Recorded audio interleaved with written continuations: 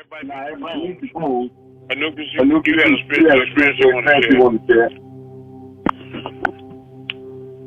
Yeah, I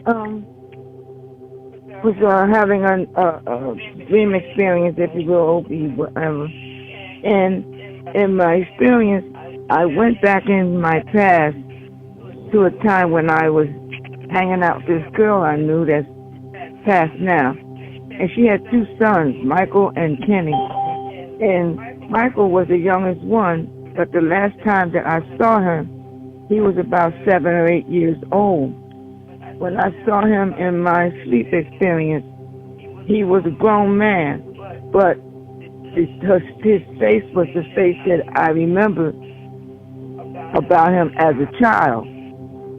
So when we finally looked eye to eye, I could see his father, who is also passed now.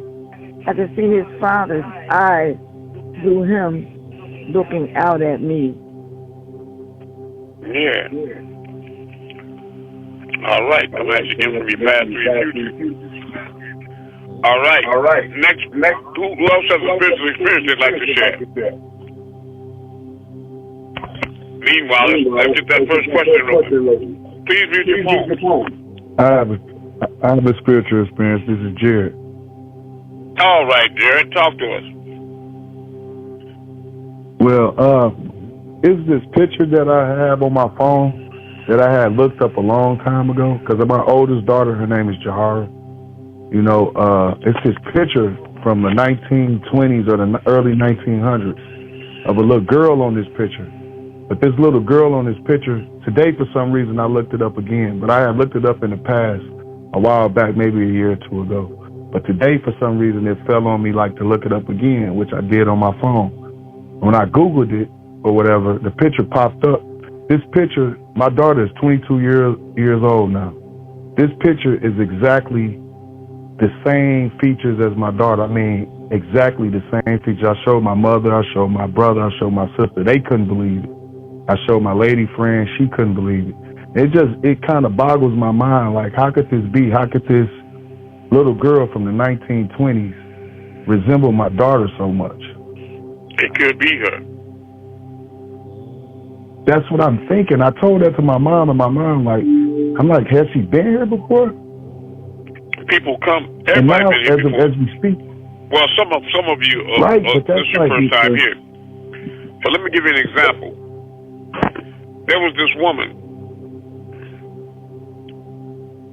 She used to frequent a certain park that she used to go to. She used to love it. They had the little brick cave, and they had like they got in some cities, they have the old antique train, the engine and what have you, the caboose. It don't run no more, but it just got it there on display. Well, she was sitting in that park, and a woman walked out that cave with that train. It was her. And when she tried to go to her, to communicate with her, the woman walked back in the cave, and she never found her. Understand? Yes. Jared, can you hear me? So yes, I'm here. You got to understand one thing. This one guy I used to know in the Wabi, Reverend Alexander Smith. He would always tell me how he'd go to the mirror and he'd see different people in the mirror. He would go to his young son's football games and look all over the stadium, and everybody was him. He also would tell me that he used to drive big rig all over the country. He said he went to a truck one time, and he opened the door, and he's going to climb on up, get in the truck. But he said he started stretching, and stretching taller and taller. Now, I hadn't told him about me doing that, or seeing Malachi do that. But he's the only other person I ever met that does that, can stretch real tall, you know what I mean? So you got to understand, what we are, Jared, is consciousness. We're pure consciousness. We're spiritual beings having a physical experience. You follow? We're just projecting this through our consciousness. There's no such thing as time or place or you and me or now and then. Everything's happening right now, and right here and right now. So, if you're thinking about one of these girls in the past and one in the future, you got to remember that the past and the future going on simultaneously. Right. You follow? So it depends on your consciousness, what you're in tune with. If you're in tune with what you call the past, it becomes the present to you. You follow? Or if you're in tune with the future, it becomes the present to you. Wherever you put your focus, just like when you're dreaming, and all of a sudden you have a dream, and you back in Chicago, or you in Texas before you left Texas to go to Chicago, you know? Yeah. How did you know I even lived in Texas before I went to Chicago? Because I'm Amun. But the point I'm making is this. I know, because you are Amun. it's no such barrier as that. You see what I'm saying? Because every place is the same. Because you see, deeper than that, what I'm saying is every one of you all are the all. You have to think about that and everything it entails. That's got a lot of dimensions to it. To say you the all is not a minor statement. That statement has a lot of gravity. So that means that you, everybody, all places and all times. You follow? And the best way that the prophets used to say it to you all, and the prophets used to say, you are your brother and sister's what? Keeper. And do unto your brother and your sister as what? As you would unto yourself, because you are your brother and your sister, don't you see? Yes, sir. But the devil is this low vibration reptilian being imagines themselves to be individuals, separate from all. So they do unto others before they can do unto them, even if that's not in your mind. If you go to the book of Satan, authored by Anton LaVey out of the Black House in San Francisco, it's the devil's Bible. And where it says in King James, do unto others as you would they would do unto you. And the devil's Bible says, do unto others before they do unto you. That means you have to assume that they were going to do something negative to you. So you're thinking evil continuously about everybody, see? And then this is what got them cast down as fallen angels. You think that concept could exist on high with the oneness of the Most High in heaven? No. It couldn't. So they got cast down by their own minds, their own thoughts, their own wicked spirits and souls. I got a question for you, Amun. When I look up my name, it says the meaning of my name Jared means to descend. So does that mean I fail here too? Well, you here. So obviously you fail unless you were sent. But that's not the thing you should focus on. Okay, I see. No, that's not what you should focus on. That always just bothers me. Well, okay, if you understand, what should you be focusing on, Jared? Me being sent here, me being all. You should be focusing on reascending. That's right. Well, when you remember the fact that you one with all, and you live that aspect, then you are automatically an ascended being. You see? Yes, sir. Because you shouldn't think when people think about a fallen angel, they think in physical terms. Like you got cast off the top of a mountain and you fell down into a valley. You follow what I'm saying? Yes, it's not like that. It means you fell down in your condition from building pyramids down to picking cotton. You got it? Got it. Yeah. Because we were all spiritual beings in heaven. Whole light beings. That means that we were whole in the sense that there's nothing you do here that you couldn't do there. You could eat food. You had families and children. The whole thing. Society. You understand? But to spiral down, and be cast down or to fall, you woke up as a physical being. And they married your spirit to the mud to create the living soul, and you began your zero time reference here on earth, solid, actual, and time bound. You woke up a fallen angel on the ground. Like Idris said in the tablets, when he was ordered to go back down to earth, he said, I could see grass, I could feel heat, and I knew I was back. You see? And you do this all the time. Many times in your dreams, Jared, you have had a sensation like you was falling. You never hit the ground, but you had a distinct sense of falling. You fell back down into your body, into your flesh. You understand? And then you had to reacclimate yourself to the physical realm, because in your spirit you were not physical, but you didn't feel like you was missing nothing. If you dream about Chicago tonight and what you was doing there, and you walk into a place, you're not gonna feel like you a leg short. You follow what I'm saying? You're gonna feel just like you feel right now. Yeah, a whole life being. But now here, when you spiral down into this low vibratory plane, this is as solid and actual and time bound as you can possibly get. This is the furthest end of the spectrum of physicality. This three dimensions is as low as you can get, as solid as you can get. That means this is the depths of hell. Because when you were a spiritual being, without the flesh, unencumbered by the fungus that's clinging to the light, could you get hungry?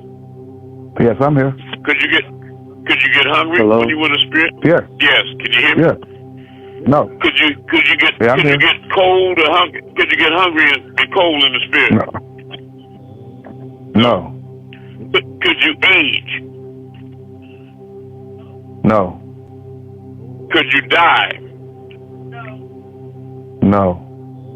You were immortal and invincible. In other words, you were eternal, so you had no fears of aging or death or disease or hunger. You were in what? Not hell, but what? In heaven. That's where you was at. In the spirit. Right. That's right. Heaven is the duplicate of the physical plane. So when you ascend up to heaven, and I know you will, you'll be on the same planet, possibly, but in a different world. You see the same trees and many of the same people, except those that get left behind. Everything will remain the same, except it's vibrating on a much faster frequency, and everything is far less dense. You follow me? So instead of being an ice cube, you be an Ethereum. You see what I mean? And as an Ethereum... Yeah, I know what you mean. Yeah. But nobody will be able to shoot you with a gun. All your fears will be gone. There'll be no more fear, no more hunger, no more crying, no more pain, no more death. For the former things will have what? That's right. But man has fallen down into this physical state. And they done fell on, I'm afraid that a whole lot of these brothers and sisters can't get up. I've been bearing witness to a lot of these so-called Nawabians. You got some of them that's so deeply involved in reptilians and the government and Illuminati and what have you, that you can call them up and talk to them on the phone. If you haven't talked to them in a long time, you try to call them back the next day, and it's just a dead connection. The phone, your phone won't even do nothing. It won't say, well, this number's been disconnected. It won't do anything. Nothing. You understand me? The government cuts them all the way off, because if you start explaining things to them and they start waking up, the government don't want that. They done sold their soul to the government, and they got to stay suman, ooman, and bookman, deep, dumb, and blind, and they return not. You understand? But you can call on the wobbly that's vibrating on a faster frequency, spiritual frequency, you get right through to them. The disagreeable ones, they seem to fade away. There's always distance. Either they drift off by themselves, or they can't reach you, and you can't reach them. Do you understand? I understand. And I mean that. You can't reach them, and they can't reach you, because they're left back in another world. I was talking to a sister in Athens, Georgia, the night before last, that I hadn't talked to in a long time. She used to come over to visit all the time, and I won't call her name. But I was telling the news when I hung up. I talked to that sister for about 3 or 4 hours on the phone. But I told the news when I got off the phone, I said, I'm going to tell you something. That sister's so physical, I can't believe it. Remember I told you? But she used the excuse, she said, but I got a lot of children. I got a lot of children in life, and all this was happening. All I was just focused on is survival.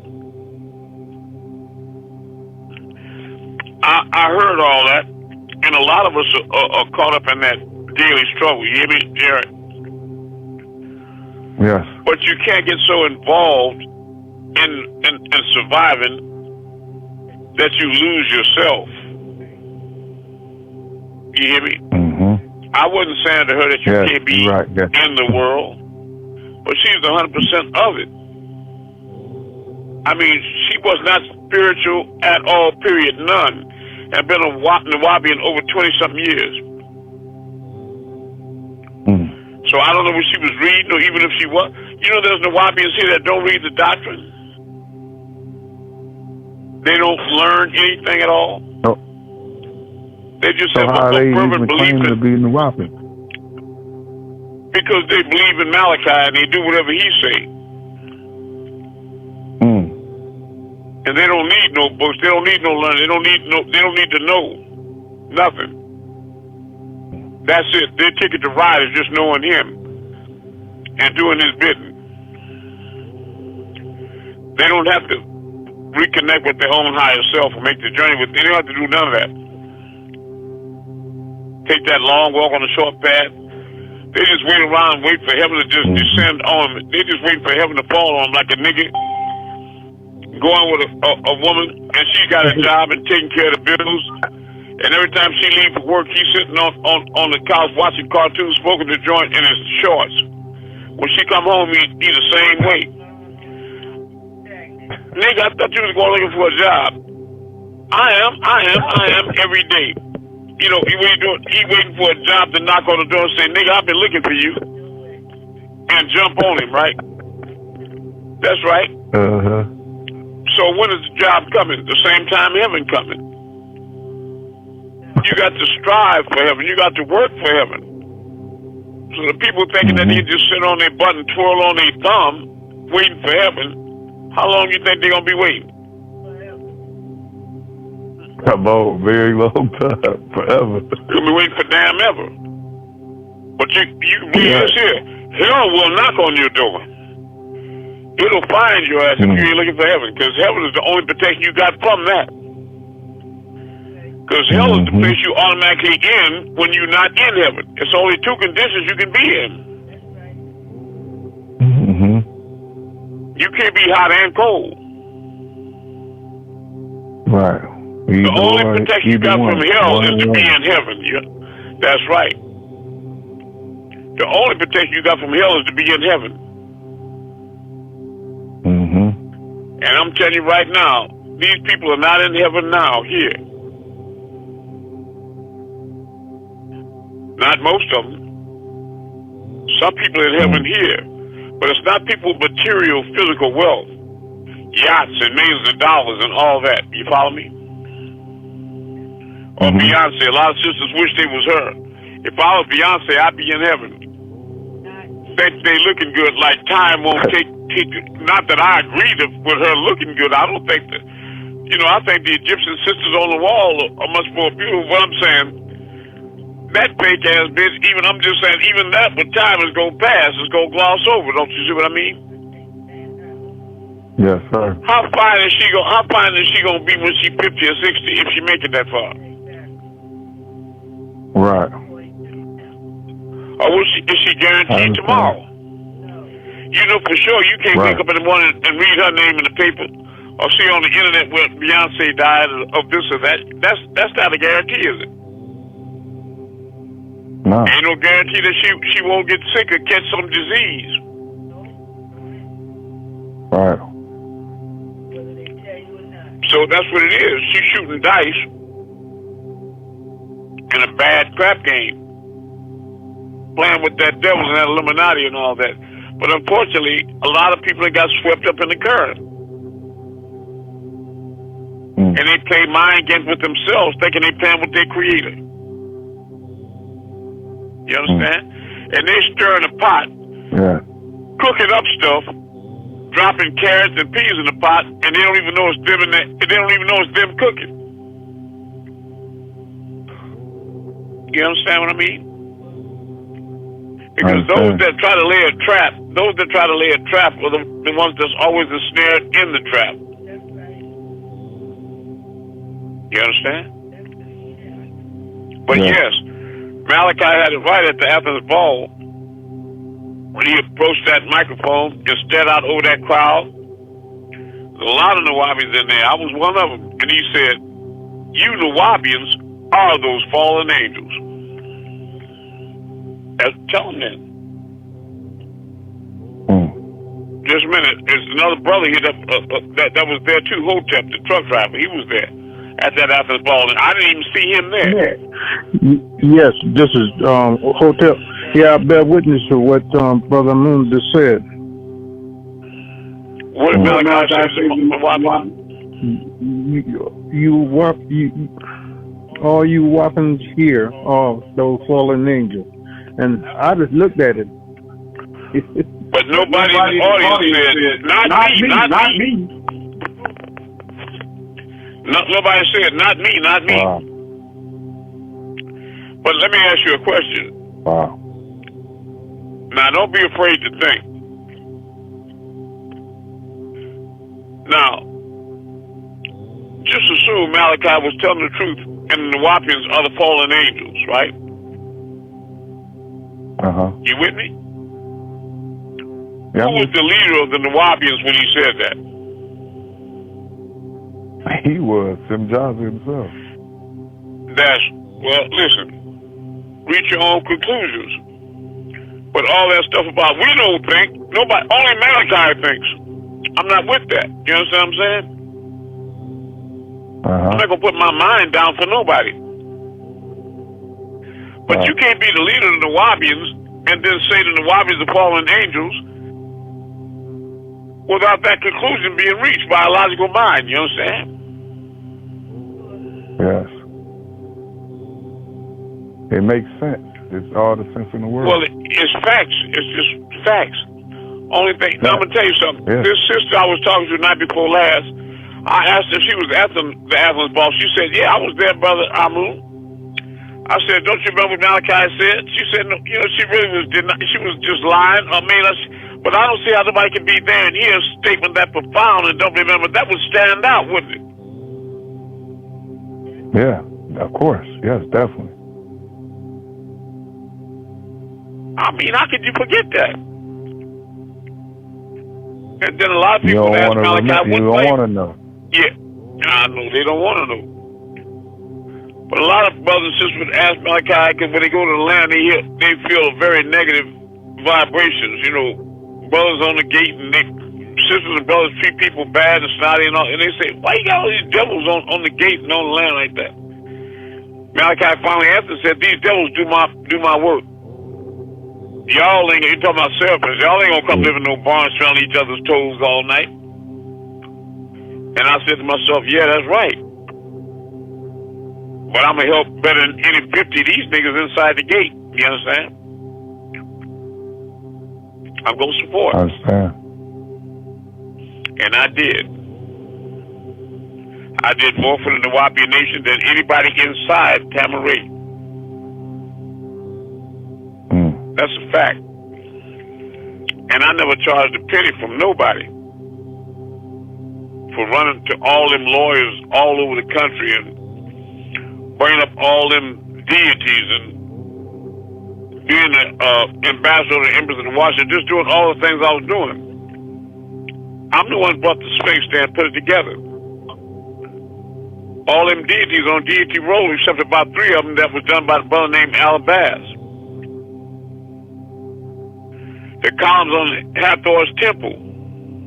I'm the one that created that piece of Malachi sitting on the throne with them gold slippers on. Y'all remember him sitting on that throne? That was my work. It was supposed to have 2 jet black Egyptians on each side of it. But I couldn't get it there in time. And when I got through with that work was finished, I had it crated up in New Orleans and put on a cargo plane. And then I drove there from New Orleans and watched the truck bring that in there, and they set it on the ground, and Malachi had them brothers open it up. And he said, yeah, it looked like me. It looked like me. But I'm going to tell you how they play games. There was this one sister there was real close to him a long lot of years from out of Brooklyn. Her name was Miss Foreman. And he had her call me up on the phone when I was in New Orleans, right? And she said, I knew he was standing right by her because she wouldn't come up with it. She said, yeah, the master wants you to make a statue of him. You know, that was before I got the piece on the throne. And I was eager. I said, okay, no problem. I'll have it done. And I said, give me the dimensions. And she said, well, he wanted 50 feet tall. I was like, bitch, please, stop. You know what I'm saying? Go ahead on. You understand what I'm saying? Now come, let's be, and I said, Miss Foreman, why you talking like that? Even if she said life size, whatever he is, 5'7" or whatever he is, I could 50 feet tall. You understand what I'm saying? That's 2 telephone poles. Are you crazy?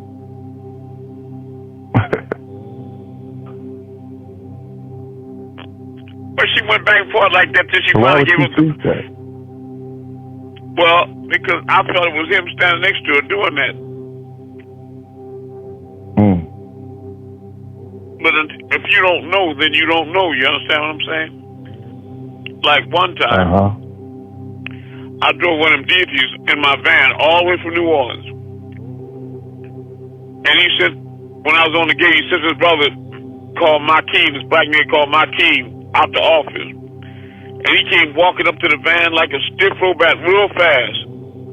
Walked up to the driver's window where I was at and looked up at me and he said, we're going to use you up and then throw you away. And turned around like a robot and walked right back to the office.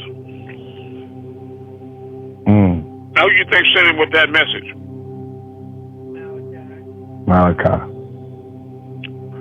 But my question is, why? Why? If you got somebody doing everything in their power to help you, why? Why are you being like that?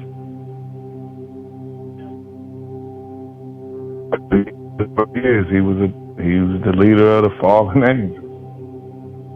Yeah, I had 2 bookstores in New Orleans at the same time. And was making minimum $1,000 book orders twice a month. And was donating more money than anybody that wasn't a professional entertainer or something, you know what I mean? Or a doctor.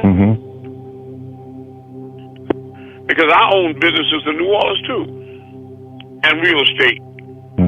Sold cars, you know, I had, you know. And I donated everything I could reap and speak to the Nawapi Nation and to the success of Malachi and his mission, you understand? Yes. because I thought he was here for us.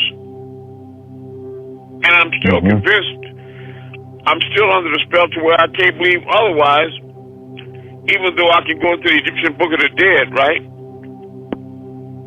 And take you to a place in the book he wrote, the Egyptian Book of the Dead, where he says that he's transforming into a snake and a reptilian, and he's here to kill all the people and destroy the world. Now, what did you read? Let them know. I read the same thing. I saw the same thing. He said he was here to kill all the people and just end the world and then destroy the whole world. But now, I want to ask you, Jared, and then what? What for? And I said, and then what? That's right. The only thing I can make sense of it is that he was sent just like me, and that's what the tablets say. He was sent by Ilion,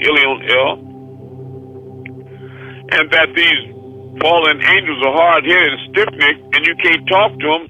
They got hard hearts. So they deserve, that's what they gonna, just like in Noah's time, and you know what I mean? Just destroy him. You understand what I mean, Jared? And the whole world and tear their playhouse down. You know what I mean? That's the only way I can make sense out of it. Because I'm still in my own mind trying to find a way out for him that he's here for the right thing. You know what I'm saying? Because it's so confusing. All the good works that he did, the literature that he wrote, the communities that he built, all the things that to me appear to be positive on the surface, it's hard for me to, you understand? Yes. But it's just like a very confusing being. You hear me? But isn't it like it's you said, he was 360 degrees of good and evil? So he was bound to do the worst things in the world. I'm going to tell you, like, for example, how did you feel when you heard that about them children? Very bad, like distraught, terrible. I couldn't believe it. I know it. How could I even? And at the very least, you were really confused, right? Yes, sir. Definitely. Well, imagine me. I know it, but I was in the inner circle. Right. I don't think nobody, even his blood family, wasn't no closer than me. So them people was coming to me with their children. You understand? So I'm not kidding. They was bringing me diaries and all kind of medical proof, and you know what I mean. And I could tell by their emotions they wasn't kidding. They wasn't making it up. You understand what I'm saying? But you know, I still turned a blind eye to that, and I became his best defender on the whole planet. Writing songs like "Who Gonna Right the Wrong" and "The Wabi in Love." You know, a 19 DVD set, at least 4 hours long, each one, called Conspiracy Revealed series. I was driving all the Comcast and Atlanta universities and their video sections to getting permission them to make videos and do all that. I paid to have all these things put on the radio and on TV. That's why I can't understand the people, they act like, they don't have no responsibility toward the mission of the Most High. You understand me? I understand. They don't. They think, it's like, I feel like they believe that the Creator owed them something. You understand what I mean?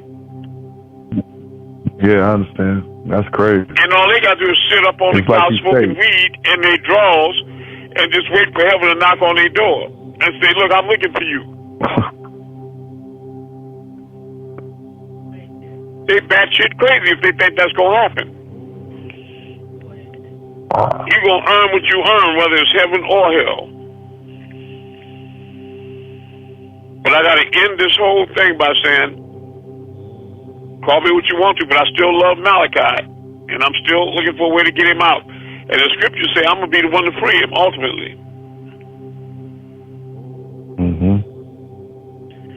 So however the thing ends, y'all gonna either hate me or praise me for freeing him. You hear me?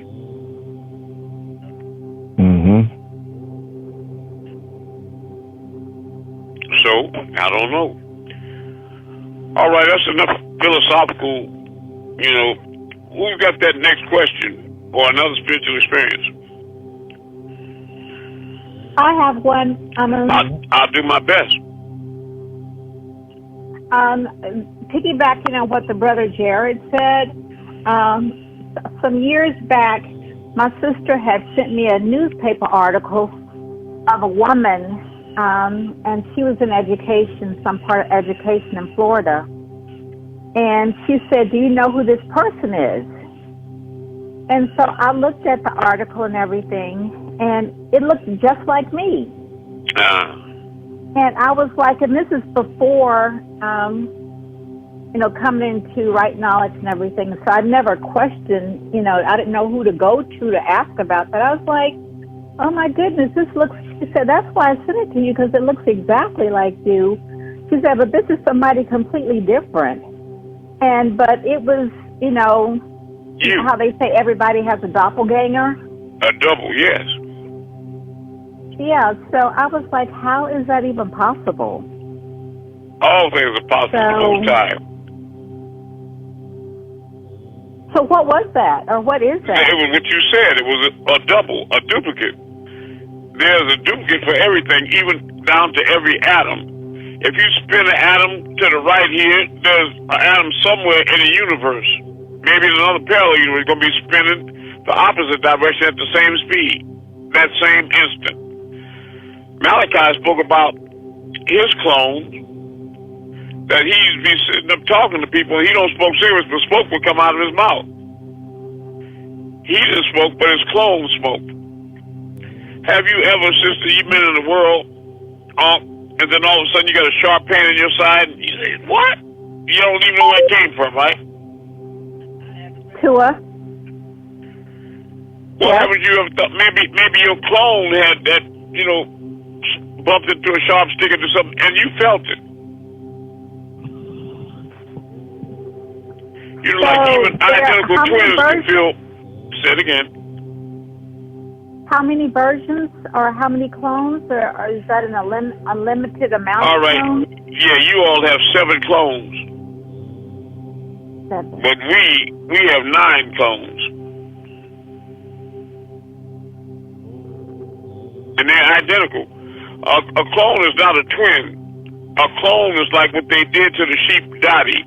They removed the cell from her udder, and they grew another sheep like Dottie. And when it reached maturity, it was identical to Dottie. It wasn't no baby sheep that had to grow up. In other words, when it reached maturity, it was identical to Dottie, the same age and every scar and every. Do you understand what I mean? Sure. It was another Dottie. Because you see, and do this research, at the cellular level, even down to the cellular level, you have 100% of your genetic information in each and every cell. You know that? You mentioned that. You've taught us that, yes. Every cell in your body has all of your genetic information. So your body's like a hologram. It's just repeating itself over and over again. It's millions of little yous inside your body. The whole you. You stack them up, and you can make a big one. As above, so below. All that. That's why with the pharaohs, they used to embalm and mummify people. You understand? That were of great importance, because when you look at a mummy, there's still life there in the cellular level. They still grow fingernails and they still grow hair. You know that, right? Right. Thousands of years old. They're preserved and they still grow fingernails and hair. That means there's life there. Growth only comes from life. So they preserve them for the afterlife, so that when these Elohim come back, they can get these mummies and remove a cell like from the udder of Dottie and replace and bring back Horus or Amun or to who they can bring back anybody they want. You understand? Okay. And they have done it, and I'm proof of it. You hear me? Tua. So the clones are different from your counterparts. Yes. A clone is different from your counterpart because the clone is going to be identical to you. Malachi and I look alike on pictures like we're from the same tribe, but it's clear to see that we're two different individuals. You follow me? Tua. I'm a lot bigger and taller for one thing, you know. But when I lose weight like I'm doing now, we look just alike, you know, really.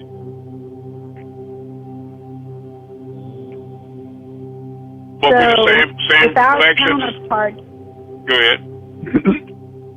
so with our counterparts, they will look similar to us, and will we need to meet them before we make the ascension?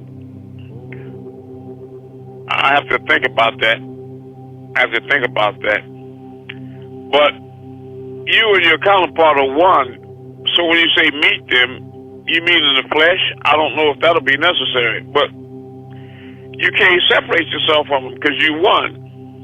So, for example, when you have a dream, and in that dream, you pass up Church's Chicken. Then you dream again, and you go back down that same street, and Church's Chicken is not there. Then you know that was your counterpart's dream, and they dreamed of Church's Chicken. Do you understand? Okay. That's right. They have you more than once. That's right. All right. But that's because you and your counterpart are sharing dreams. Because you have one mind. You see what I mean? Right. Yeah. And when you forget it was the counterpart's dream. Exactly.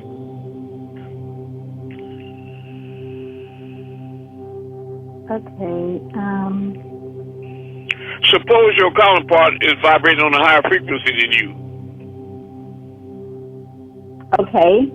Then that means that it's not probable that you meet in the flesh, because they'll be like a spiritual being. Okay. Right. That was like my next question. I was going to ask the alternate universes or the parallel universes where I exist. Will I be making the ascension, or will one of them make this? Is it possible for one of one of me and another parallel universe not make it, and some do make it? Yes, that's highly probable, because you are the all. You begin to understand. You're a hologram. So, at some level of consciousness, the reality is, is that you're me, and I'm you. I know it makes you scratch your head without your hand, but it's true. And it's true with every brother or sister that you know and never met.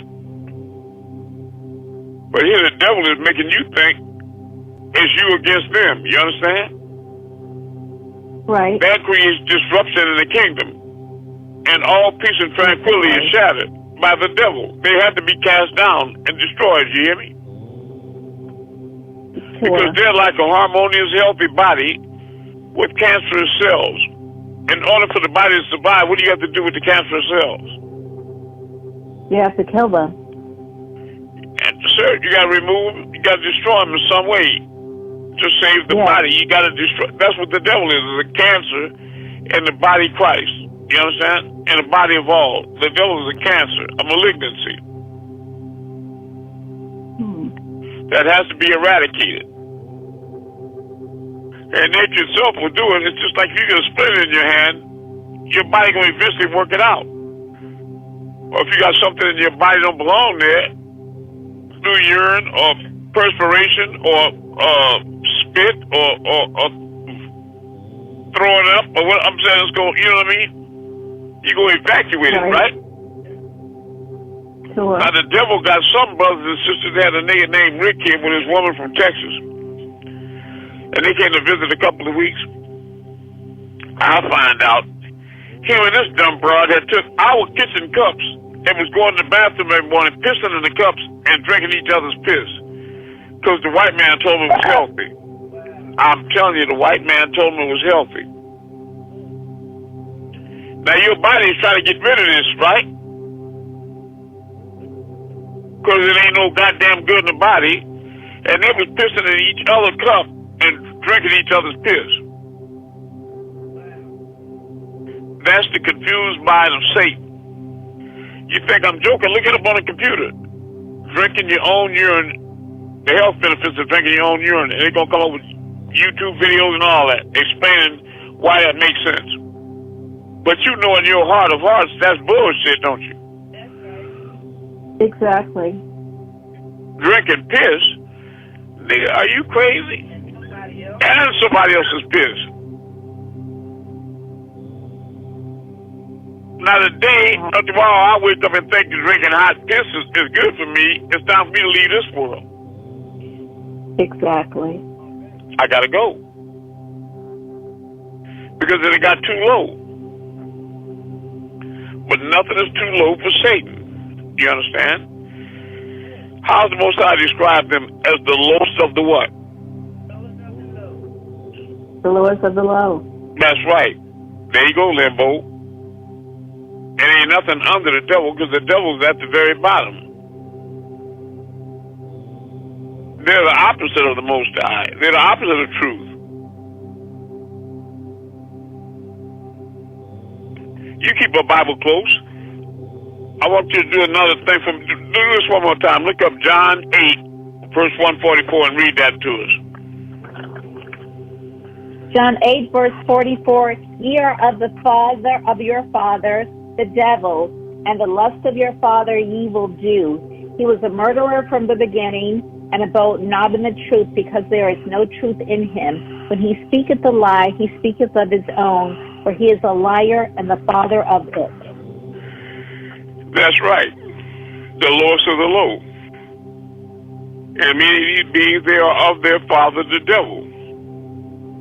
He was a murderer and a liar from the beginning.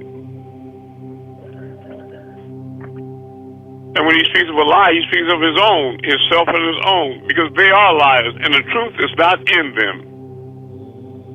You understand? Sure. The lowest of the low. But what they do is they put on a satin exterior like Trump, nice suits, and live in big, pretty houses and different things like this, and they make out that they're what do you call it? High up beings, you know what I'm saying? But what it is a piece of shit walking around in a suit. You understand? Yeah. Sure. Pooh living in a castle. That's what it is. The lowest of the low. And they're trying to shapeshift and to make, give off the appearance of like they're important or high or successful by gaining earthly gain, by stepping on the necks of their brothers and sisters. I gotta get mine. I don't care what, I gotta get mine. I'm gonna get mine at any cost. What would it profit a man to gain the entire world and lose his immortal soul, huh? Nothing. That's right. Less than nothing, because hell come with that package.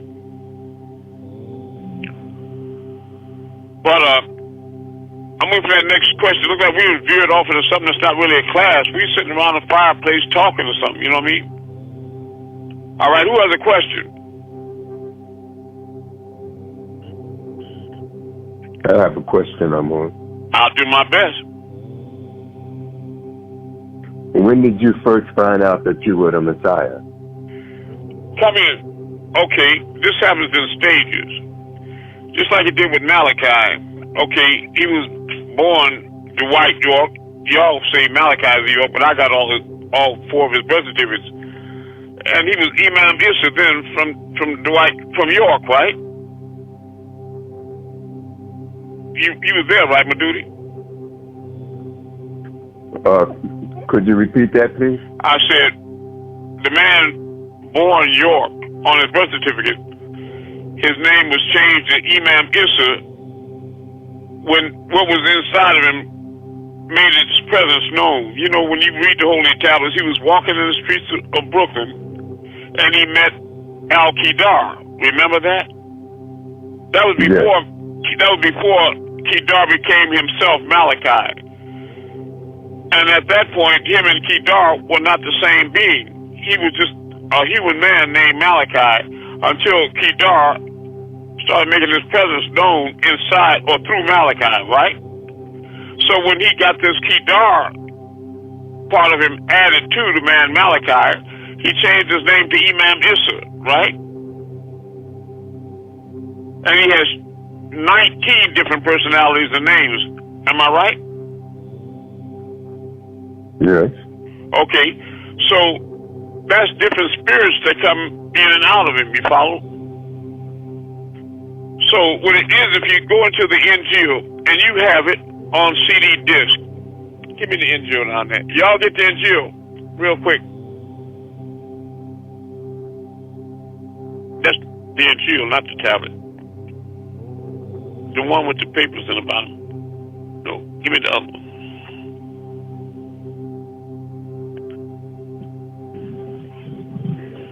Do you have the Injil,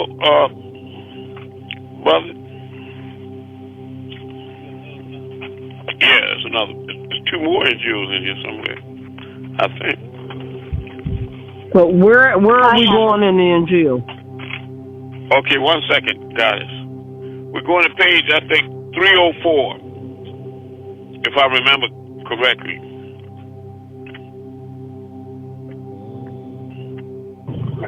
Going to page 304.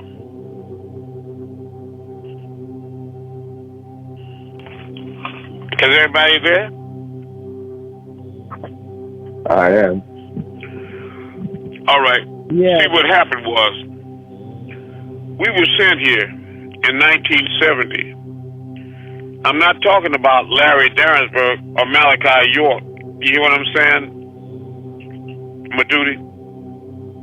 Yes. We were born, I was born in Charity Hospital in New Orleans, Louisiana, on Tulane Avenue, May 31st. The doctor said, my mother said June 1st. At the height of a thunderstorm, we were born. Right? Well, in 1970, the one you call Amun or Yaanuwn, we were sent down as light beings that appeared to astronomers as comets from the naked eye. And when they saw us, it was 29 of us. You hear me, Madudi? And I like the question you asked. Only thing I would ask is that you go deeper into it and ask more questions. And Malachi is that light at that time shone the brightest. So they call him Bennett, the bright star. Now, being a student of Arabic, you know Ben is son, right? Or Ibn is son. And in Hebrew, Ben is son, like Ben-Hur, or the son of Hur, right? Yeah. Well, Benat means what? It's plural. It means the children. Remember? Bennett. Okay. The Benat. You remember, right? Mm-hmm. Okay, so that means it wasn't just him. It was 29 of us that year of the opening. So these light beings were sent down into very specific. He and I were reddish-brown, copper-tone baby boys. And they sent those light beings into a cell inside of our body. You understand? Yes. And they didn't make their presence known until an appointed time. You follow? And then the one you call Imam Issa with the aura shining around his head would come to you. Met him. You see what I mean? The one that had y'all flying around in other dimensions and all that you met him. That was not Dwight York doing that. You hear me? Right. All right. And Larry Derringsburg wasn't moving those stars without that angelic being inside of me. You understand? Indeed. He wasn't healing people from AIDS all across the world. Not Larry Derringsburg. How can a man? You've met a lot of men in your life. You ever met one who could do those things? No. That's right. So it's something else in that man. Let's just be logical and for real. That's right. So Ockman is in here too. You hear me? Now, I knew I was Ockman, and all the scriptures point to me being Ockman, all the Patarak, actual facts, the Injil. I can show you this Injil right now. Let me go to page 304 of the Injil. The stars, which were the 29 comets, sighted, signaling the opening of the seventh seal in 1970 AD, especially Bennett on March 16, 1970 AD, and Halley's comet last seen in 1986 AD. And this is how astronomers logged it. The year 1970 was a record year. There were 29 comets observed. There were 5 new near parabolic and 2 near periodic comets. 11 recoveries of periodic comets, 2 comets from 1968 and 1969. 4 of these comets were naked eye objects. 1970 will remember for a spectacular object comet called Bennett, 1970. Now we go down to the tafsir. You know what that means on the bottom. There's a little right where they explain it. Yeah. The true story of Bennett. We arrived in 1970 AD. They knew little of our natures, and out of their ignorance called us comets. We shone brightly against the inky blackness of the heavens, leaving long luminous tails scores of light years behind us. My light shone the brightest, so they called me Bennett, the bright star. I followed my orbit, which curved in a parabola around the sun to a distance within their range of vision. They charted our passing March 16, 1970, as one of the most spectacular stellar events they had ever witnessed. There were 29 of us all together that year of the opening. 1970 AD, we had been dispatched into the universe to clean up the filth incurred by men. That's why in the tablets they'll tell you, I have my own mission, just like him. 5 of us were new and had been assigned 2 masters as guides. Now, anybody remember who Malachi's spiritual guide was in the tablets? Ockman.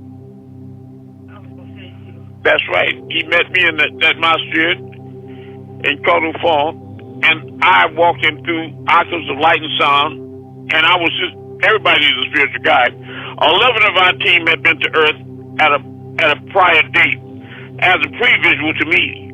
There were 2 others who had made the journey 2 years before in 1968 AD, and another 8 had come in 1969 AD. And then there was one more of the 29 of us. Only four were destined to be seen by the eyes of men.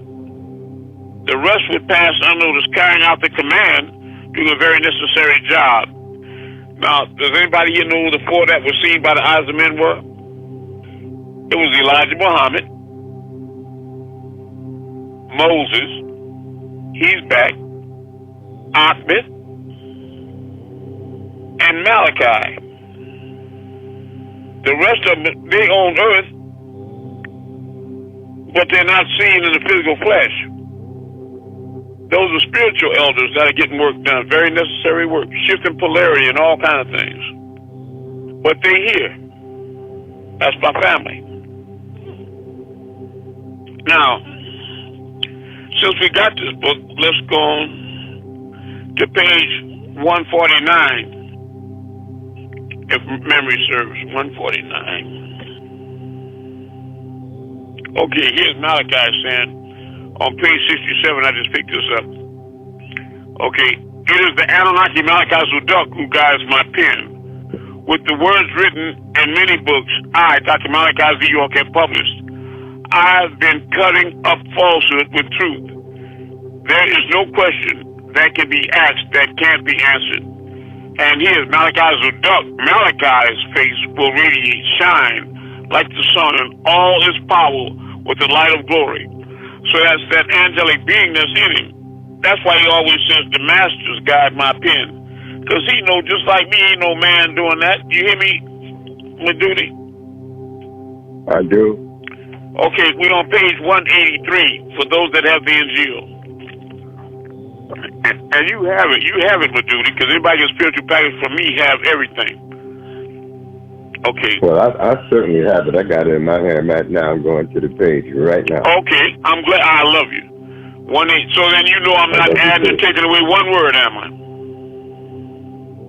No. I'm talking about for people that don't have the book, you can bear witness that I'm not adding or taking away nothing. That's right. I do. All right. Shadowin, that's Arabic. He trying to say he bear witness. Okay. Mistranslation from King James. Him that overcometh will I make a pillar in the temple of my God. That's somebody that overcometh, right? And he shall go no more out. And I will write upon him the name of my God and the name of the city of my God, which is New Jerusalem, which cometh down out of heaven from my God, and I will write upon him my new name. Now, you got the tafsir in dark down here to make you explain what that means. Him, who is Muhammad Ahmed al-Mahdi, son of Abdullah and Amina, that conqueror overcomes, while I, Malachi Zadok, make a pillar. So when you know that Malachi was in modern days, right? So he's not talking about Ahmed in the past. You hear what I'm saying? Yeah. Okay. Him who is Muhammad Ahmed al-Mahdi, he's back. That's me on the phone with you. Abdullah and Amina, that conqueror overcomes, will I, Malachi Zadok, make a pillar in the temple of my creator, Yahweh, sometimes called Allah, Eli, or God, because as it was in the beginning, so shall it be in the end. It is all a part of prophecy, that it shall be as in the days of Noah, whose real name is Utnapishtim, son of Lamech and Camila, when the end of the world would be near. And he will come out no more. And I will write on him the name of my Theos, and the name of the city of my Theos, which is New Jerusalem, which stepping down from Ha-Shamayim, Al-Samawati, of the heavens, skies, from my Theos, and I will write upon him my new name. Right? Yes. Okay. Now, to get deeper, now Jesus is back. Page 636. Jesus is back. Or Amun, whatever you want to call him. Page 636. Are you there? I am. Here is the patience of the saints. Here are they that keep the commandments of God and the faith of Jesus. Now we go on. Here, this is the Holy One's patience. Those who guard the commandments of Theos and had faith in the Messiah, Jesus. The coming of the final Messiah is a very controversial subject among the world religions. Some say the physical Jesus of 2,000 years ago will return himself in the same body. And that's not true. That would be reincarnation. Reincarnation is a belief of Hinduism, which is taught by Cleophas. Each denomination has their own interpretation of when the Messiah will come, where he will appear, and who he will be coming for. The Jewish world recognize that the Messiah, HaMashiach, will come at the end of the world out of Jerusalem. The Christian world recognize he will return in the form of their rapture as God. The Orthodox Sunni Muslims are totally confused about the return of the Messiah because they are too wrapped up in worshiping and exalting Muhammad. The Nation of Islam believes W.D. Farad Muhammad is the Allah in the flesh, the Mahdi, and the Messiah. And the Ahmadiyya sect believe Mirza, Ghulam, Ahmed, Qadiani to be the Mahdi and the Messiah. Now, here it is. The Holy Tabernacle Ministries recognizes that he will return after the Mahdi. That's after Ahmed, right? And after the Reformer. The Reformer is Malachi, right, Meduti? Yes. Okay, the Holy Tabernacle Ministries recognize that he will return after the Mahdi and the Reformer as Joshua Bar Dawid, which means the Savior, son of the beloved, in the year 2007 AD. So now we know that in 2007 AD, we're not talking about nobody a long time ago, right? You know what I'm saying? Right. Right. Okay, now let me. Not bad. I think I'm. Anyway, who back? I'm also one of the two witnesses. You hear me? I hear you. Yeah. In the, if you wondered how one man could be all these things, you have to ask the same question of Malachi to be fair, right? Go to page Right. go to page 441. I lost all my markers, so I can show you this 1,000 times in the Injil, Torah, Holy Tablets, Patarak, actual facts, but none understand. They don't know what they're reading. Page 441. Let me know when y'all there. And I will give power unto my two witnesses, and they shall prophesy 1,203 days, clothed in sackcloth. Now the correct translation by Dr. Malachi Z. York.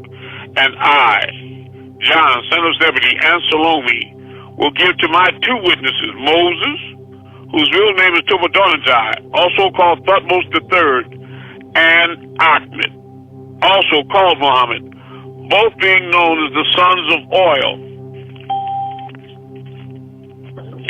Were given the ability to predict, and both said someone was coming after them. That's Amun, the Messiah. This ability lasted for 1,260 days, equal to 42 months or 3.5 years, and upon them will be wool fabric, which is a garment of thick, coarse hair cloth made from goat's hair. The two witnesses, Moses and Muhammad, are introduced in the power that each one possesses. Now, how are they walking together? And they were thousands of years apart in the east. It's the same way as the disciples woke up early one morning at dawn, and they saw Jesus standing on a hill between Abraham and Elijah, and they were thousands of years apart, and all three men were in their youth and looking to see, you know what I mean, my duty. It wasn't nobody looking 4,000 years old and other, you know what I'm saying, right? Right. Because there's no time. When you break speed, you reverse time. These are immortal beings. All right. These two, now I'm over here on page 443 at the top. These two are two olive trees and the two candlesticks in front of Yahweh of the Elohim of the planet Earth. These are the two olive trees and the two candlesticks standing before the God of the earth. These two, the news bearers, Moses and Muhammad, known as the sons of oil, they are the two olive trees. They are called the sons of oil because they represent the source of light of the truth. And the two candlesticks are the first being in the congregation of Sardis, which is Judaism, and the second being Philadelphia, which is Al-Islam. And in front of the of the planet Earth is the menorah. Page 444 at the bottom. And if any man will hurt them, fire proceedeth out of their mouth and devoureth their enemies. And if any man will hurt them, he must in this manner be killed. Tafsir. And if anyone wants to hurt these two, Muhammad, Al-Islam, or Moses, Judaism, out of their mouths will come fire to swallow their enemies, being very successful in their respective battles for their homelands, Jerusalem and Mecca. And if anyone wants to hurt them, these two, then it will be necessary for him to be killed like this by fire. These have power to shut heaven, that it rain not in the days of their prophecy, and have power over waters to turn them to blood, and to smite the earth with all plagues as often as they will, or to move stars, or heal people, whatever, and things that I haven't revealed. These two have the authority to close the Orion skies, to control the forces of nature so that it won't rain, causing famines and droughts in the days of their prediction. And they also have authority over water to make it become blood, as Moses, also called Tobadonijah, and Thutmose III did in Al-Kemet, Egypt. And to hit the planet Earth, back thousands of years ago, and to hit the planet Earth with every plague if they want to. After this, those who are without the temple will be destroyed by the beast, which rises out of the bottomless pit. All men will be destroyed except for the elite few who will be with the Messiah, Jesus. Okay. And when these two have completed their testimony, The beast will ascend out of the bottomless pit in order to conquer and kill these two. And go down to chapter. And when these two, Muhammad and Moses, have completed their testimony, when the doctrine of real Judaism and Al-Islam has been spread throughout the world, that's going to happen. I just wish y'all would be a part of it and stop making excuses and twirling on your thumb. The beast will ascend out of the bottomless pit, rising in power against it and its followers, and will seemingly succeed in suppressing its doctrine in order to conquer and kill these two, Muhammad and Moses, teachers of truth. Not them, but they're teachers of truth. Now do your time on page 449 at the bottom. Their dead bodies will be discarded. Read the rest of that for us, Madudi. Loud and clear, please.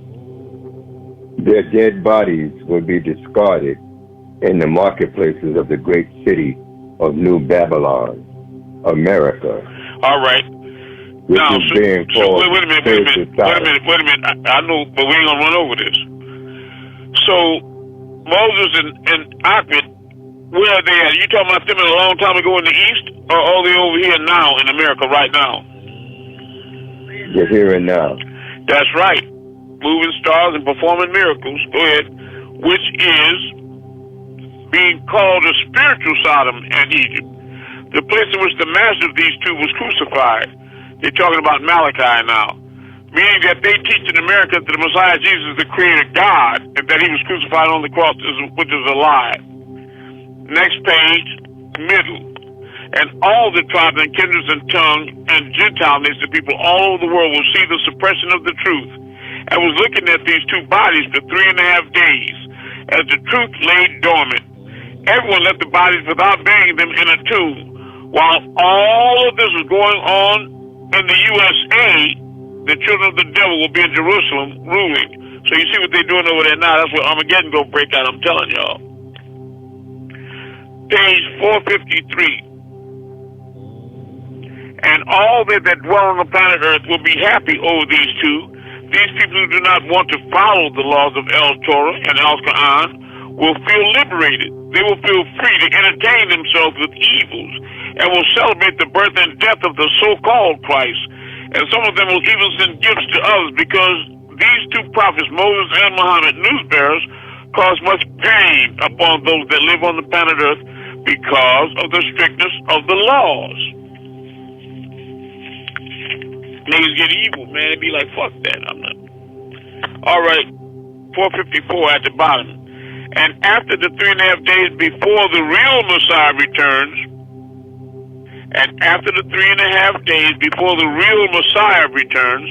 the living souls from Theos will enter these two, Muhammad and Moses, bringing back the teaching, so they will stand up on their 2 feet. And great fear will fall upon those who look at these two because they thought they had killed the truth.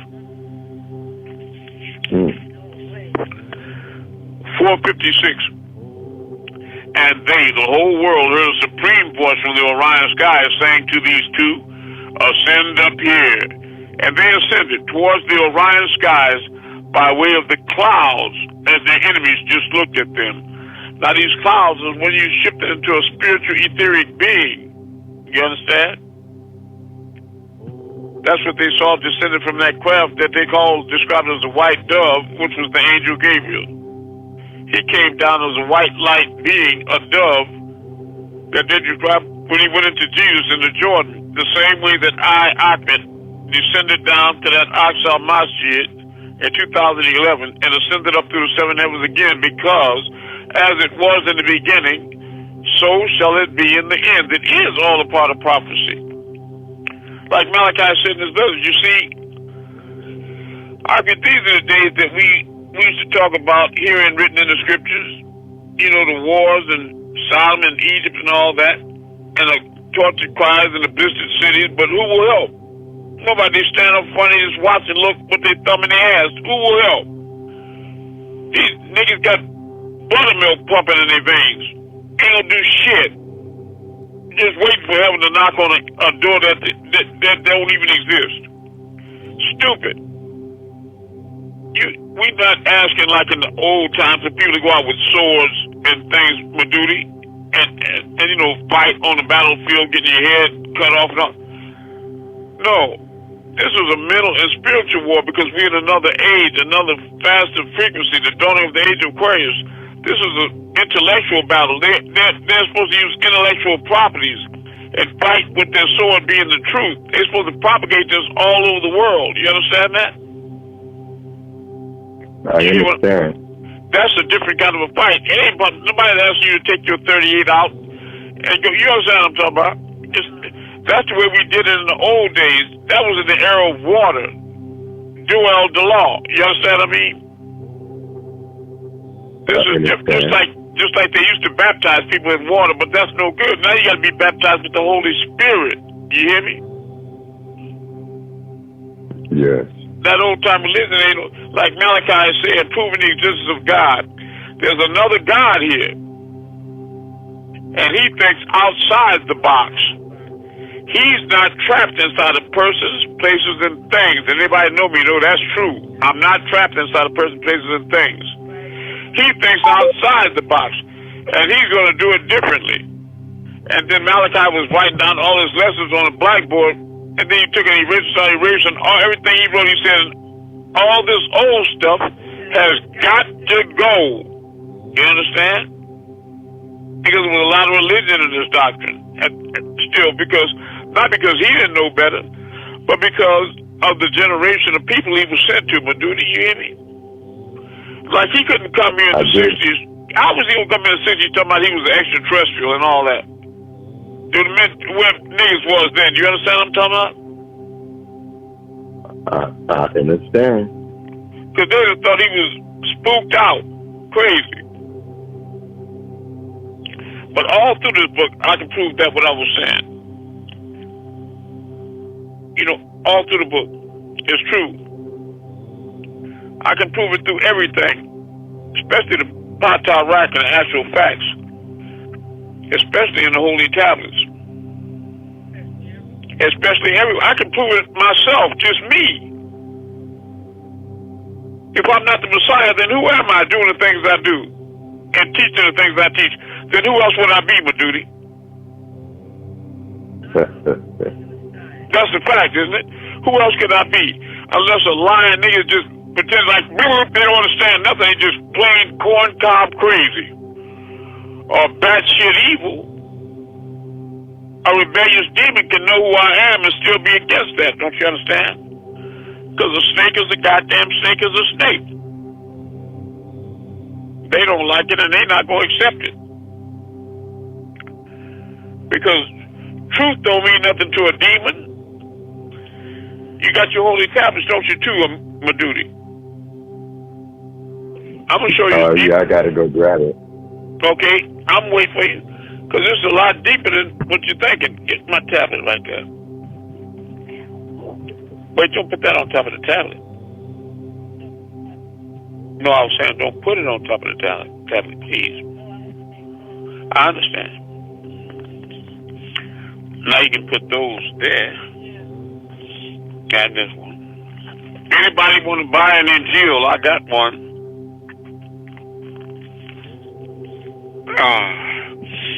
And I had more tablets for sale, but nigga that claim he's in the Illuminati now came by and stole one. Yeah. But I'm going to tell you something. When he stole it, he died right afterward.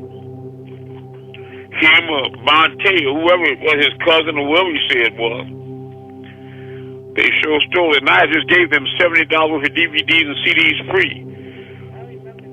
You know, I know. That's a devil is a devil. They don't care about nothing.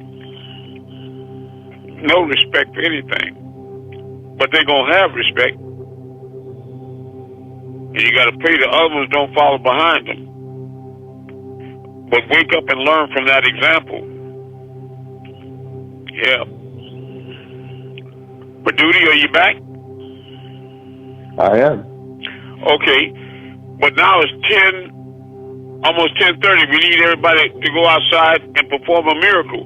Because you see, Madudi, I'm not just here to have people follow me. I need people to walk with me. I'm here to get y'all to transform into supreme beings, you understand me, and to gods. You got me? Yeah. And you think people gonna be gods by saying it? Nope. That didn't work with the 5%ers. And it ain't gonna work with nobody saying you God. You ain't God, nigga, till you start doing things that gods do. Now to move stars, goddammit, you gotta be a god. Anybody think that's a mundane bullshit exercise is a devil or a fool or both. So who will be the first one to perform this miracle tonight? What you got in London right there, Cheryl? I see a star, Okay. bright star. Okay, I love you. Okay, what we gonna do with that star tonight? I see it.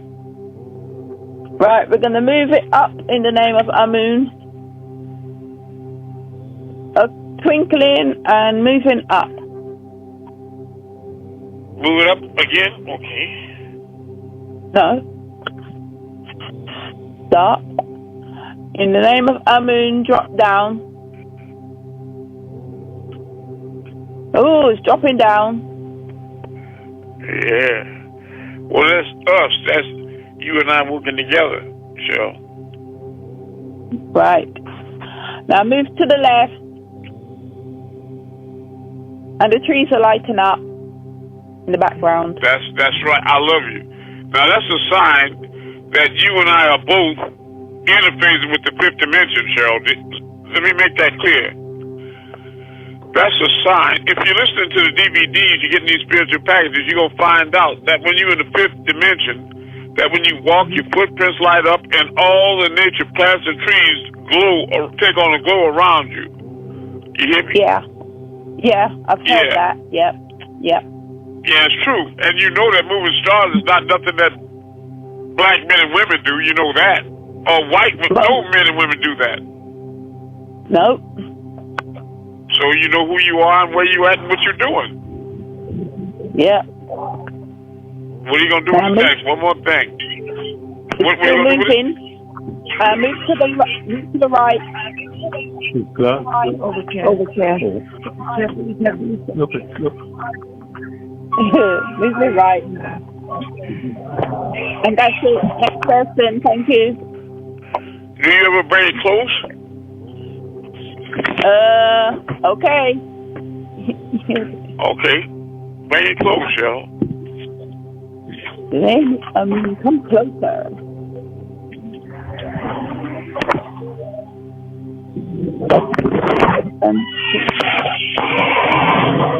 It's like Now send it back. Now go back, please. Thank you.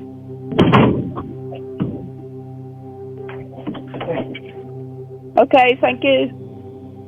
I love you. Now, come on in.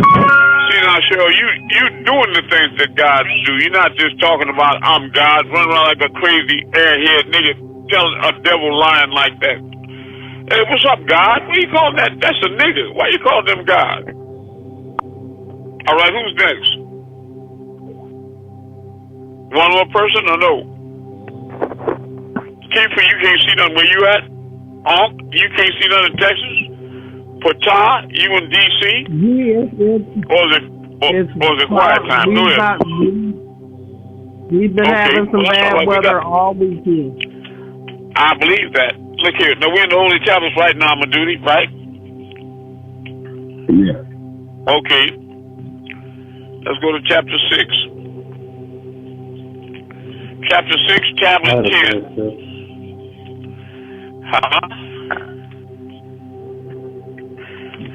Now, I'm going to show you, this is deeper than you thought. Let's see, my duty. Let me tell you something. People worried about me being the Messiah, Jesus, right? That makes their sense of revolt. Wait till you find out who I really am. Now, that's going to put a knot in their drawers right there. You understand me? You don't like that, nigga? It's old still. Just a minute.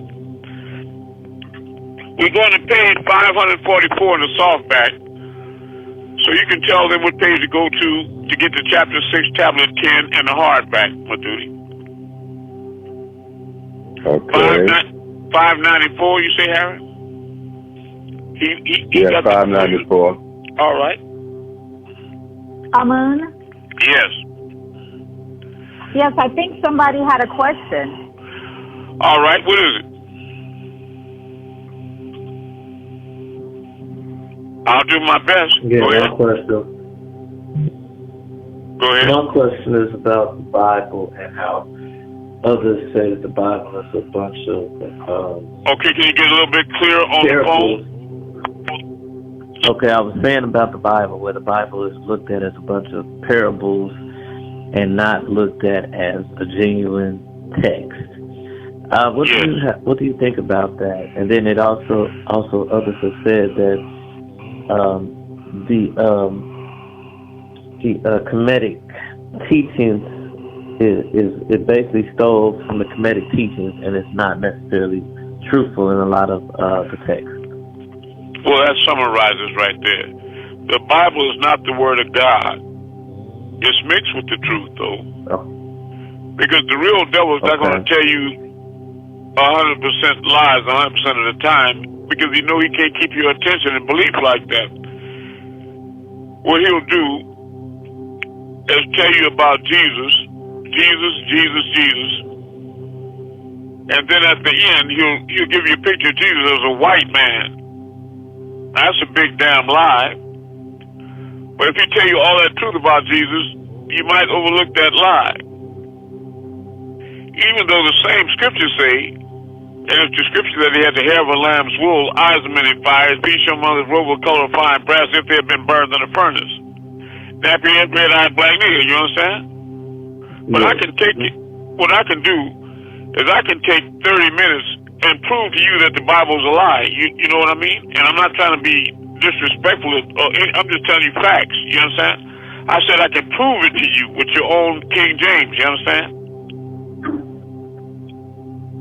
Oh, okay. What, you're going to say different biblical verses and show the contradiction? Yeah, that's right. I can show you that book is. I can show you that book is not. That book was written. It was translated like 7 times from Latin Vulgate. It actually came from the cuneiform tablets. The last translation came from the Pisos family, an Italian acting family that did plays. Josephus Flavius Pisos and King James, the Gideons, all these different beings translated the Bible to say, for example, thou shalt not suffer a witch to live, which was never part of the original text. But if you recall, in England, they had a lot of times they would call people witches. And the king, James, to control and get rid of his political adversaries, would have one of the staff go out and name somebody a witch, and that mean that they had to give them a water test, where they would roll them out in the lake on a boat and tie their left ankle to their right wrist and throw them overboard in the water. And if they floated, they was a witch. But if they drowned it, they was innocent. But if they drowned it, they was dead anyway. And if they floated and was declared a witch, they was burned alive at the stake. So, yeah, in other words, it wasn't healthy to be a political adversary of King James, who was a cripple and a homosexual, you know, a cripple to the age of 7 and a homosexual, you know what I mean? And he was crooked in his ways. He was a power-hungry white boy, that's all. That's it. And I can, like I said, I'm not casting aspersions. I don't have nothing against the Bible. I was raised Christian just like you and everybody else here, a product of slavery. But now, I'm telling you, I can factually prove that Bible is a damn lie. I mean, straight up and down, flat face where you can't deny it, in a ditch, face down. And black and white in front of your face if that's what you want, if you want to see that. Do you want to know that? I got a question about what you're talking about. I thought King James. Okay, just a minute, go ahead. I was saying that I thought King James came up with the Bible because he wanted to divorce his wife, and they wouldn't allow him to divorce his wife. Well, I never heard that, and I'm not denying that is one of the truths. But still, that would be for a corrupt. That would still be not the word of God, though, right? Oh yeah, I'm not just debating that at all. Okay. Well, I'm not disputing any wrong reason. I'm not disputing any wrong reasons they penned that book. I'm just telling you the truth is that they have many things that are truthful in there, but they're all blended with lies. And the devil waves it cleverly like a tapestry, you know. So they tell 9 truths, and then they'll hit you with a big lie. You understand? And people that are really conscious and woke, they'll at least say things like, the Bible contradicts itself. You ever heard that? Well, son, any contradiction to the truth is a lie. You hear me? Mm-hmm. Truth is truth. Now, if you want me to do that, I'll do it for you. All right, we're going to chapter 6, tablet 10. Hold on one second.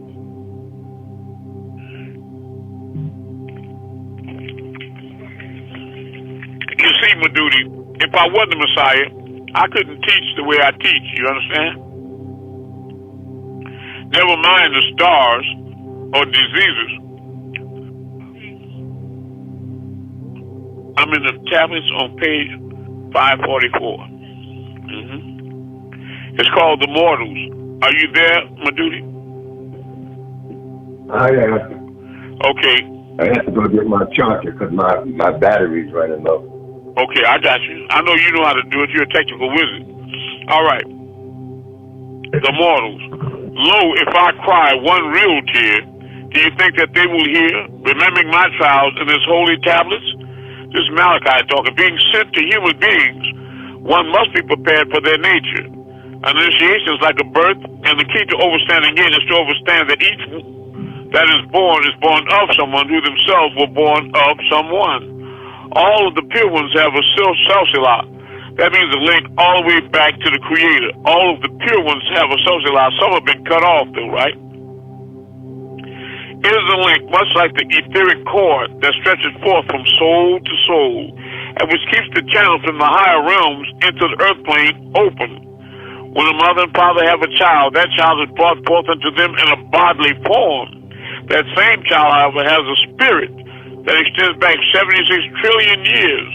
For this reason, every mystic order has a spiritual masters or beings from higher planes whose responsibility is to keep you, that child, in tune with the original spark since the beginning of creation. Then on one still shadow time, as I was walking alone, I perceived the presence of a superior being with me. I turned around and I saw no one, but I began to fear inside. Then suddenly from me and through me at the same time sounded my name, saying, Yaanuwn, fear not, for you shall be the bearer of the torch of light in the west, and shall save many souls. You are yet a baby, but you shall mature into a man more rapidly than you can ever imagine. Do not be afraid, for I'm about to manifest. Startled and overwhelmed, frightened and bewildered, I could not have faith that this was happening. Suddenly I felt a warm sensation 2 inches above my navel. A feeling shot upwards towards the center of my chest from my solar plexus. And then a tingling feeling centered between my eyes. Immediately a crystal green and white rays of light slowly appearing, and there he stood, magnificently. I saw that in 1981. Standing up in a spot where Imam Issa was, because that being was already inside of him. You understand, my duty? How can I make you feel what I felt? How can I make you see what I saw? He was strong. I know that. Looked like 18 wheeler hit him, his feet wouldn't even slide. He was strong. He was powerful. He was gowned in what seemed like a whitish green flowing robe. And there was a glow about him that I never seen in any other person, a sparkle, bright as the stars. I thought that it was bright as the sun. I looked into his eyes, and I was no longer afraid, for in his eyes I saw depth, I saw warmth, I saw compassion, tenderness, overstanding, and kindness. I knew I was safe in his presence. He made me feel comfortable and secure. He spoke, and his voice was as the voice of angelic beings. I remember that. He said your soul lived over 76 trillion years. Your soul, right? Not your body. You have witnessed many cycles, and now you've begun to grow, from the inside out. You are of the ancient ones, Al-Awwalina. You are Ilamutajazadat, an avatar. That means that those Bennett, that bright light that went into one of his cells, you understand me, Madudi? And it was coming forth. It was coming forth. You may not at this time understand what this means, but as time passes, you begin to grow from your inner self outward. You will begin to perceive and understand these things. The spirit of your father has awaited its rebirth into this earth plane, and now it is your calling. You see, in other words, the light being inside of him is coming forth. I was speechless. I tried to stare into him in order to decipher who, what, and from where he came, for I did not want to boldly ask him. And as if he knew what I was thinking and feeling without second thought, he said that he belonged to the ancient ones who had descended upon the planet during the time of the Master Noah, sons of Mick and Camilla, and even before, millions of years prior to the birth of your Adam. It was called Project Blue Rock, infested by the Ashtar Command, the intergalactic legion of this side sector, 3 placement 7 from N circle. I bear you on eagle's wings, that was Bennett, and brought you unto myself, and the 29 of us. This being was highly involved in the upper worlds. See, because Bennett wasn't alone, because it would have been Ben instead of Bennett, the children. There's 29 of us. He said many had come here to earth and planted seeds on the earth, and their children this very day are called star people. That's us. I'm a star person. You hear me, Madudi? I do. And some of them are called the Watchers or Elohim on their own planets. So, some of them are highly reputable in their own galaxies and dimensions. He and those with him are as real as you are in the alliance of the Space Confederation. There is one by the name of Ashtara. I know him. He is a commander in the highest in this hemisphere. He is also the commander of his mother plane, a starship, a crystal ship coming from their own, for their own. Right. I'm here for you. I was sent. The Anunnaki elders are approaching a time of crisis, so 35 million strong will assist you. They will lift up and reserve you and hold you in safety for up to 1,000 years.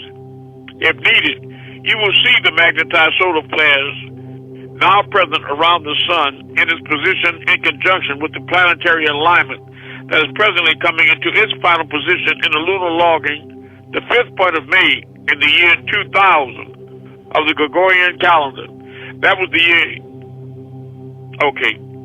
So you know this ain't no long time ago, in the year 2000. It combines to create a strong tendency to pull the planet Earth in towards motion. The polar shift 23 degrees of its true existence has been greatly lessened by the action of our scientific helper from the mother plane of this planet called Taylor.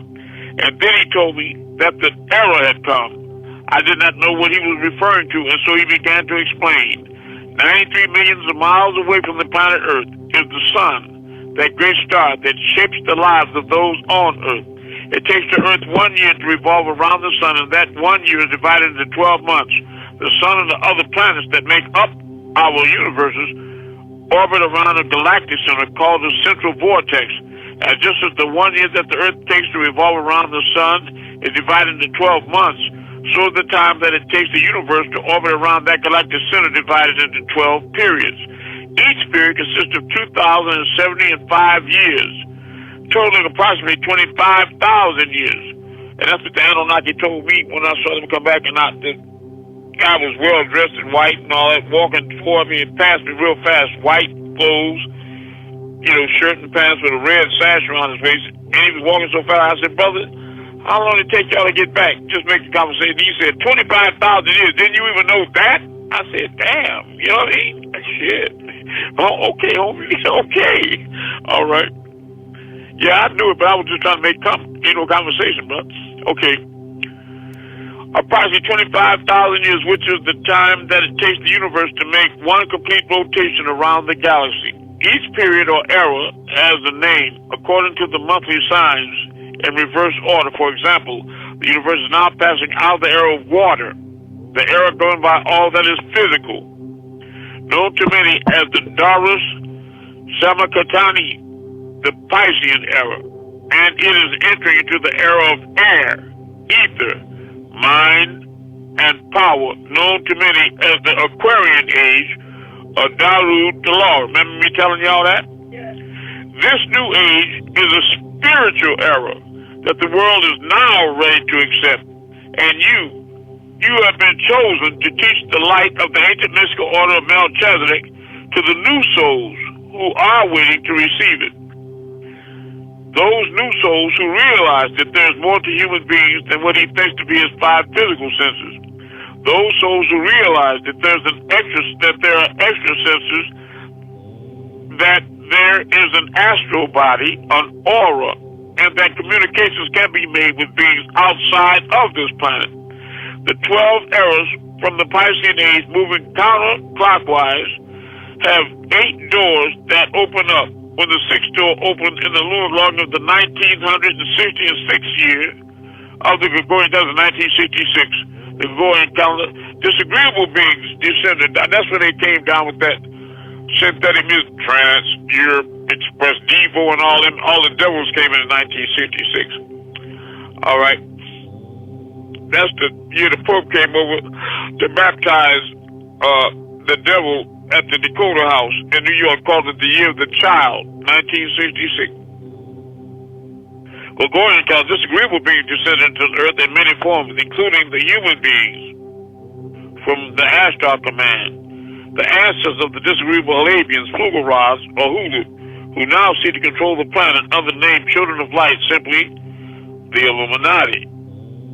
Then the 7th door opened in 1970 AD, and agreeable beings, the Anunnaki from the Biru, descended upon the land in order to help you.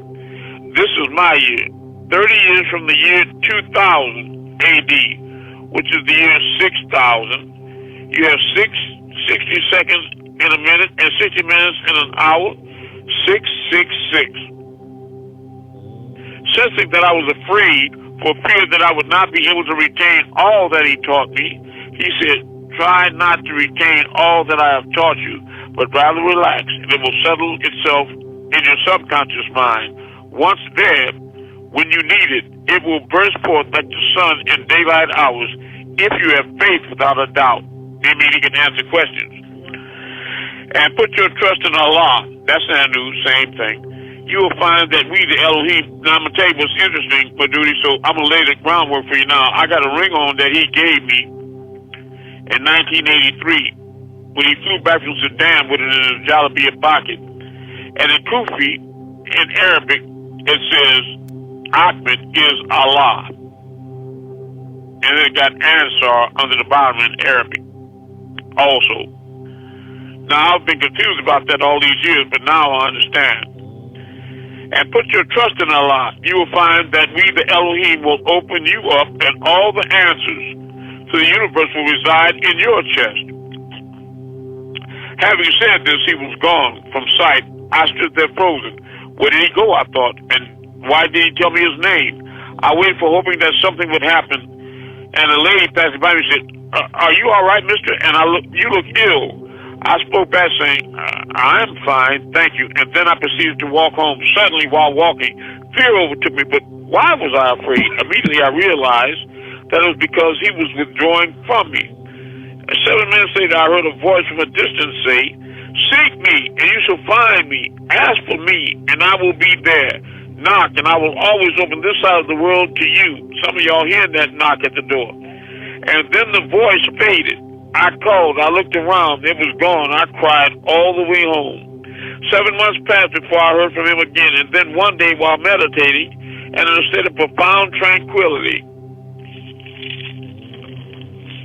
when my mind and soul were in communion with the cosmos, I began to feel his presence.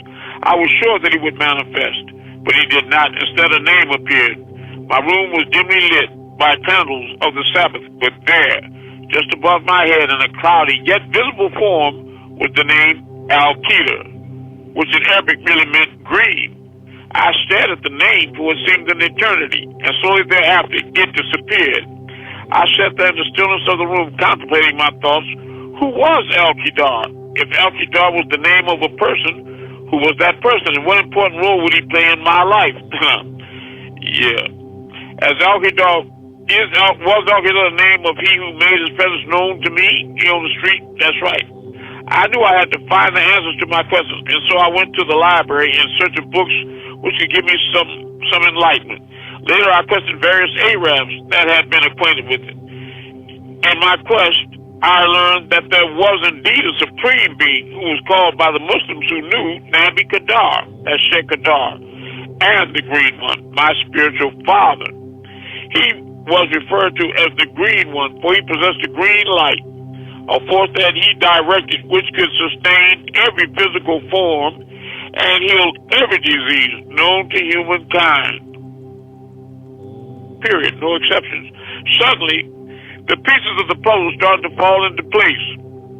And the one you call the Messiah, Jesus, he was an avatar too, Amun-Rayay, divine incarnated in flesh.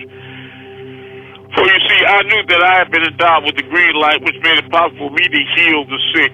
For many times people would come to me ill, and I would make them whole again. But it was not until then that I had inherited that ability from Al-Kedar, the Green One.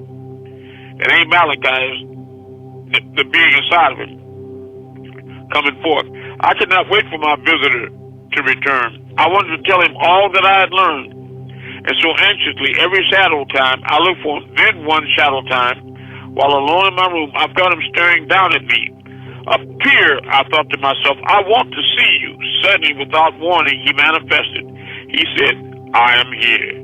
And as my eyes gazed upon him, I felt a surge of energy run through my body. My stomach quivered with excitement, and a chill went up my spine. He looked at me and proceeded to tell me that he was indeed Al-Kedar, and that he was known by many other names, the Ancient of Days, Nabi Kedar, Father Time, Sheikh Kedar, Melchizedek, Meliki Sadiq, Murdoch, and Michael. Yes, he was Michael, son of Enki and Damkes, the head of the Anunnaki, who waged war against the bad Anunnaki, Azazel, later called Iblis, Jan, Satan, Devil, those who were created of 180 degrees of evil, fire, who rebelled when the foundation of the world was being established. He said that he was also the head of the material order of Anunnaki, to which the Essenes belonged. The Essenes, he said, were a group of people who lived around the Jordan area, all around Jerusalem, and who had taught the lesser mysteries as opposed to the greater mysteries. He also spoke of Master Yeshua. For like me, he was an Amun-Rayay avatar who was caught between two worlds. Now that's funny. I remember I was in Solomon's Temple on Tamaray. It was real crowded. Malachi was teaching. It was standing room only, and I slid in and put my back standing up to the back wall. Niggas was packed like sardines, and he looked at me, and he jumped down off the stage. Them niggas parted like the Red Sea, and he walked all the way down that thing back to me, stood in front of me and looked up at me, and he said, you trapped between two worlds. That's why you're not having no fun here. And he turned around and started walking back, and I looked at him and I said, you too, and he threw his right hand up with his finger, and he just shook his hand while he was walking away. Like, yeah, that's right, I am too, yeah. Okay. 68, okay. The Essenes, he said, were a group of people who had lived around the Jordan area, all around Jerusalem, who taught the lesser mysteries as opposed to the greater mysteries. He also spoke to Master Yeshua, for like me, he was an Amun-Rayay avatar who was caught between two worlds. He said, Master Yeshua belongs to the ancient mystical order of Melchizedek. In the last days, he said, I, Al-Kedar, will intervene for the special people. When evil comes to triumph, I will use you as my vessel to communicate my messages, Malachi, of the green light. Fascinated by these words that caressed my overjoyed soul, I knew I had found a friend, someone I could depend on. He remained silent for a moment, as if in deep contemplation, and then he told me that I would be given an initiation, which would prepare me for all that I would encounter as the spiritual guide of human beings. He told me that I would be summoned when it was time, and I would then have to journey to Sudan and seek him at the junction of the two Niles. I met him there too, but I was still in Brooklyn. I met Al-Qadar at the junction of the two Niles in 1981 in Brooklyn, New York. Now, I know it sounds crazy, but it's true. Thereafter, he referred to me in the section of the Quran, which speaks about his meeting with Elohim Moses in the 69th degree, which is changed to the 18th degree, verses 60 and 62, and his meeting with Master Abraham in the book of Genesis, chapter 14, verse 18, at the Adiglis Paratu, or as you say, the Tigris-Euphrates River. He then explained the meaning of the sacred waters, the fire, and the sacrifice. As he departed, he told me that he would not see me for a while, but that when I needed him, he would be there, and he was gone. That's true. Months passed before I heard from him again, and during that time, my life took a drastic change. It was as if a huge magnet drawing all kinds of people towards me. Answers to questions I never thought I could answer started pouring forth out of my mouth. My earthly family was amazed. It was obvious at those moments that someone of great wisdom had inhabited my body. That's right. And that through me, he was speaking. There were times when I would sit in my room and even cry because I felt I was being asked to do something I did not understand. I felt at times as if I had no control over my actions, my thoughts, and wondered if I could indeed give sight to those who appear blind, give hope to those who appear hopeless, bring faith to those who appear faithless, and most of all, teach them to walk in love, not hate or fear. Teach them to walk in light and not evilness. Could I remove the veil from their eyes so that they once were back into the Elohim? That means fallen angels. You got to teach, because they were once among the Elohim and they fell down. Could I remove the veil from before their eyes so that they once were back into the Elohim? I asked myself so many questions, I began to think I was going crazy. Sheikh Idar had not made his presence known to me in so long that I began to wonder whether I had imagined everything that had happened. Did I indeed see this majestic being? Was he real, or was he a real figment of my imagination? But he was real, all right, for whenever that strong sense of insecurity would overshadow me, I would feel Al-Hidar's presence and he would comfort. Finally, a little longer in the 1973 year of the 1973 Gregorian calendar, I was summoned to take my journey. I was told to go to the Sudan, and then once there, I was to go to the Grand Temple in Khartoum and seek a human being by the name of Mahmoud. That's me also, Madudi, because it's a triad inside of me, right? 87. I was told that his name would be Mahmoud, for he belonged to the final part of the three Mims of the name Muhammad. That's Ahmed, 1, before the Prophet actually came. Muhammad, 2, son of Abdullah and Amina, when he was here. And Mahmoud, 3, when he had finished his mission. That is Ahmed in prophecy, Muhammad in birth, and Mahmoud in the end. As I prepared for my journey, I was very excited, for I realized that this journey would mark a change in me that would affect not only my life, but the lives of all the people I touched. I knew that the journey would be a long and tiresome one, but I faced everything that was to come with great anticipation. When I arrived in Sudan, I felt as if I had returned to my homeland. The month of June in Sudan marks the end of the hot summer months and the beginning of the rainy season. Therefore, the weather is not as hot as expected. I expected it to be, but rather comfortable. In fact, the early hours of the daylight were rather cool, and during the afternoon, the sun is very clear. The sky is very clear, the sun is very bright. It is then that the great sun reached its peak in the dusk period. And just after the sun appeared to set, one is overwhelmed by the sight of the sky, for it looks as though it had been stroked by an artist's brush. Its color is vivid red with shades of orange and yellow. There are no high buildings to hide the wonder of Yaanuwn. Therefore, you can watch the sun and the beauty that surrounds it until it disappears completely. It is a beautiful sight to behold. There are not many street lights in Sudan, so when the stars come, they are very bright against the inky blackness, against the blackness of the shadow time. The people in Sudan prefer to use lights only after it gets very dark, so they can enjoy the beauty that nature bestows upon us so generously. Having settled down and relaxed for a few hours, I then went to the Grand Temple in Khartoum and sought out Mahmoud, or Ahmed, right, as I was instructed to do. I did not know who Mahmoud was or what he looked like, but I knew I would find him.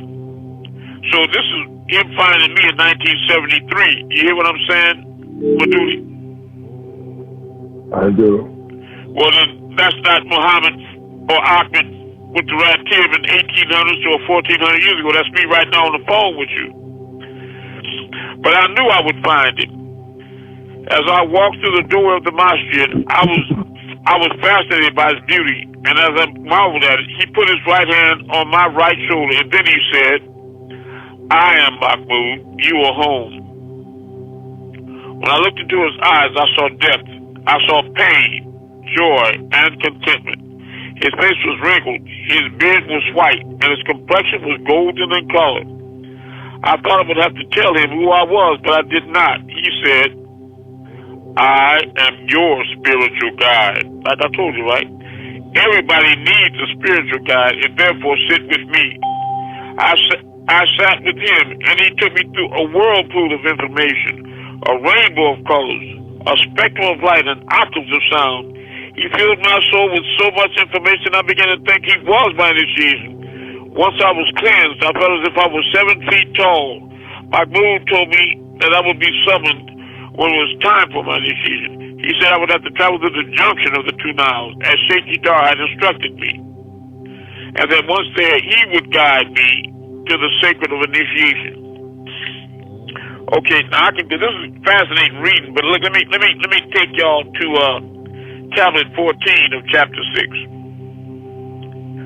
You need to mark that spot and go back and finish that reading. It's really fascinating, interesting. You want to go to chapter 6, tablet 14. Oh, chapter 6, tablet 14. Yeah, tablet 14. Okay. I'm going to have to move y'all up here because we're a little time barred.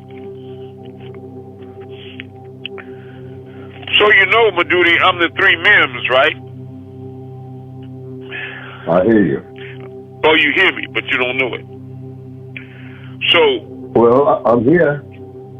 Okay. I'm open. I'm learning. Okay. Well, if I take you to chapter just hold on a minute. Let me take you to chapter 13 right quick. Tablet 16. 13, tablet 16.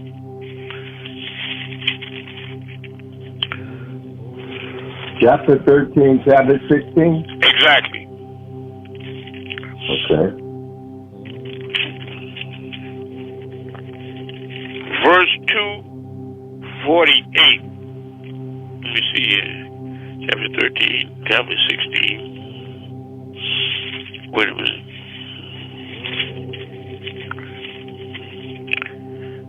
Okay, chapter 13, tablet 16. Verse 248. And I saw back that's page 1251. Now, you intelligent, I know that, Madudi, and you can do a timeline. So let me know when you get to chapter 13, tablet 16, verse 248. I have it marked off already. All right. So let's read this together. As for those who conceal what they know to be true, and idol worshippers could not have freed themselves from falsehood. That's what they trapped in, until the clear evidence came to them. That's the clear evidence right here. He, Ahmed, was one sent from Elyon as an apostle, reciting the purified pages, the holy tablet, capital underline, not a typo. So what I'm saying is that, am I Ahmed from before reciting this? What am I doing to y'all right now tonight? Reciting what to y'all? The holy tablets. The purified pages, the holy tablets, right?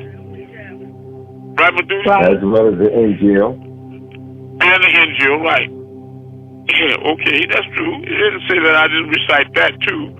He, Ahmed, was one sent from Elyon as an apostle, reciting the purified pages, the holy tablets. Now it says, and it are straight inscriptions. And as for those who were given the scripture, didn't become divided until after the clear evidence came to them. They were only orders to sincerely serve only Elul, not Malachi or Darensburg, with total devotion. And they were commanded to offer worship and to give charity. And this way of life is the straight way. Surely those who conceal what they know to be true from the fountain of the scriptures and the idol worshippers shall eternally be in the fires of purgatory. These are they, the most wicked of creatures. Verily, as for those who are faithful and work to perfect their beings, these are the very best of creatures. Their wrath will have their reward. The gardens of paradise, eat beneath which rivers flow. They will be in it eternally. El is pleased with them, and they are pleased with him. This is for whosoever dreads his wrath, El, the Most High. So now, you think that somebody else's offense start moving other than me? Or somebody else is reciting these purified pages to you, the holy tablets, other than me?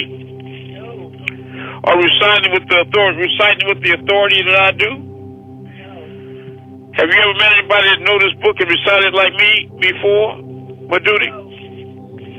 No, I don't. That's right. Then it's me then, right? If it walks like a duck and talk, it's a duck, right? Sure, quack, right. quack. Sugar duck, quack, quack. Sugar duck, quack, quack, baby. Okay, I'm on page 576 in chapter 6, tablet 14.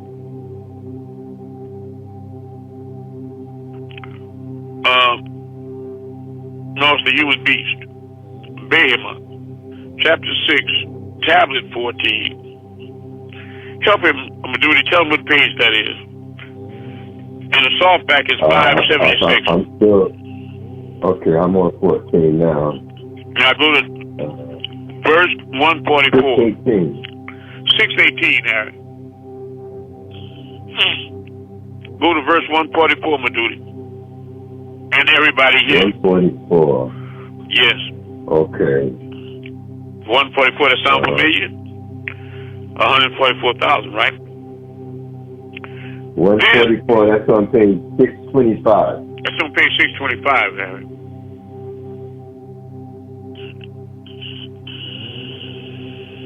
Now for you, Anubis, on page 576. Okay, you there. All right, let me start. Then Achmed said, talking to Gabriel, right? I've never seen you before, nor heard your many names. I've not seen you at all. Gabriel said, Allahu Aliyu, the Most High, told me to say this to you. Did he? Have you seen Allahu Aliyu, on the throne? I have. The Most High asked Achmed, no, I've not seen Allahu Aliyu, the Most High. How can I tell you what Allahu Aliyu, the Most High, has said? How can you tell me that, right? How can I accept it? I've not seen you before, and I do not accept the words that you bring now. I would not accept the words of one who has not seen Allahu Aliyu, the Most High, and I have never seen you. Gabriel was shocked. You have not seen me earlier, but I, using the I principle, I brought you so much. Now I have not seen you, but I am Gabriel. I have not seen you. I do not accept you. You have not seen Allahu Aliyu, the Most High, so how can you know Allahu Aliyu, the Most High's words? How can I accept what you say? Gabriel then went back and complained before the throne of Allahu Aliyu, the Most High, with tears. Achmed says he has not seen me before. But see, he didn't know who Achmed was when he was talking to him there. You hear what I'm saying, Maduti? I brought him the signs. Somebody moving the whole universe, I brought him the signs, the seal, but he did not accept it. He asked me if I had seen Allahu Aliyu, the Most High, and I said that I had not seen you. He said that if I've never seen you before, that he could not accept the word of one who has not seen Allahu Aliyu, the Most High. Gabriel then asked, O Allahu Aliyu, the Most High, Ya Rabbi, O Sustainer, what shall I do at this point? Allahu Aliyu, the Most High, said, Verily, look at the wall of the soul. This is what I saw in Brooklyn. Then the wall of the soul opened, 1,000 veils, and an indescribable veil was there. Its description has no limit. All the divine rays radiated from the veil, and the second veil was behind it. Green lights were illuminating and radiating from it. None of the rays of this green light can describe the powerful light of each piercing ray penetrated from this world to the world of the souls. Then the third veil opened. It was an emerald green with pulsating light beams spreading coolness everywhere. Then the fourth veil opened, and the brilliance was there. It is impossible to speak about the light, for from it came a vibration of sound. The sound came from the light. The I principle. The I principle. So go say this. Go tell Ahmed that was the sound light, that I saw in Brooklyn. When Gabriel looked, when I heard and saw, when Gabriel looked, he could faintly make out an image emanating from the light. Gabriel asked, "Who are you?" Al-Hayu, he said. That's the life giver.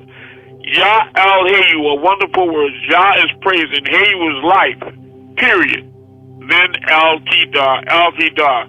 They are sacred words. Among some of the words, they are secret, said the voice. Then allow Al-Hayu, because Al-Kedar is the highest of the angels, you see. Then allow Al-Hayu, the Most High, asked, "Did you see what that was, Gabriel? Did you see who it is?" I am the light. Listen to me, Madudi. I'm talking to you in the first person. I am the light I am. I am who I am, Yahuwah. They are not two, but one. That's how Malachi says with me. You and I are one. This form is the da'at, the grace. It is within me. I am within it. It is the completeness which is illuminating the sounds. I do not speak, it speaks. I exist within it, and it exists within it, and it exists within me. I speak my words, and I speak its words. I explain things to my creation through this light. The one who is there, which are right now, right, and the one who is here are one. Looking deep into this light, you see Muhammad and birth, Muhammad and prophecy, and Mahmud in the end, the three mims. You understand that? So who is this? Who is this Most High? You see what I mean? Now people got questions about me being the Messiah, Madudi. I can go further, but that's far enough right there, right? It is. I was in the world, but the world knew me. The first time you saw the stars move, you should have guessed, right? I ain't got no fishing string on them, pulling them. So you still wondering how I could be the Messiah? Or how I could be Ahmed or Jesus? Yeah, I'm saying, ain't that something? But are you learning off your package, Madudi? Are you really taking time with it? Oh yeah, I'm putting in the time and the energy. I believe it. You know why? Because I know you're here tonight, and I haven't been hearing you in class. So I mean, you've been being sparked and activated by some of the things you learned. You hear me? Oh yeah, absolutely. Well, I'm not here to leave you behind. You know that, right? I do. And none of you. I came a long way and went through tall shit and high water for y'all.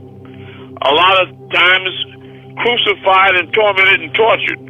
But I came to get y'all. So please help me to help you. Seriously. Don't put the world before us. Don't do it. You know I'm in a physical form now, and I have physical responsibilities to keep up this class and fight devils and pay bills, everything just like you. Help me. I was a dumb broad told me one time with Marquis Love. She worked at the Pentagon with a high fan talking about, why don't he just get a job? Bitch, this is my job. Are you fucking crazy? Okay, y'all want me to go flip burgers or build cars or something other, or do what I'm doing? Well, make sure that I can afford to do it. Keep me going then, you understand me? And above all, propagate this truth. Put it all over the world. You know these messages are real. And you know I was sent. You know who I am. How you don't believe in Malachi and don't believe in me and him are one? Stop that. Stop clowning. You know this is like a baton race. Ain't no one man at no one time gonna be all things to all people forever. All of them, from Abraham to Noah to Moses to Jesus and Muhammad, all of them, Elijah, these are all sent from the Most High for a reason and a season. When Elijah got through, he was told to go to the man with the send people to the man with the lead of lamb. That's Malachi. The numerical value of lamb is 30.